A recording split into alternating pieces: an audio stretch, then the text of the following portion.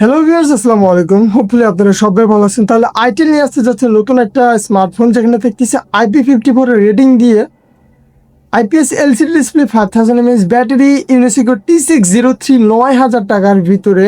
So হ্যাঁ, আমরা কথা বলতেছি আইটেল A80।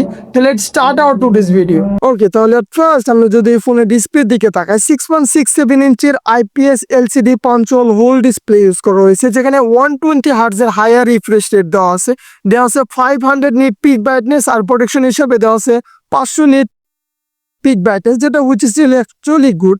দেন যদি এই ফোনে আমরা বেজেলের কথা বলি, তুলনামূলক মোটা, যেহেতু 9,000 টাকা বাজেটের থেকে বেশি কিছু আশা করাও ঠিক হবে না।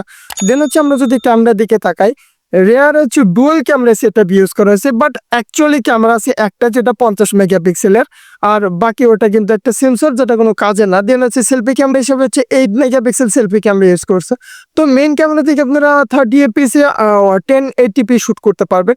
দেন যদি এই ফোনে আমরা ব্যাটারির কথা বলি, 5000 mAh ব্যাটারি ইউজ করা হয়েছে, আর এর হচ্ছে 10 ওয়াটের চার্জার দেওয়া আছে, যেটা আমার কাছে তুলনামূলক কম মনে হচ্ছে। অ্যাটলিস্ট 18 ওয়াটের চার্জার দেওয়া উচিত ছিল। আর এর কিন্তু ফিঙ্গারপ্রিন্ট সেন্সর হচ্ছে পাওয়ার বাটনের সাথে।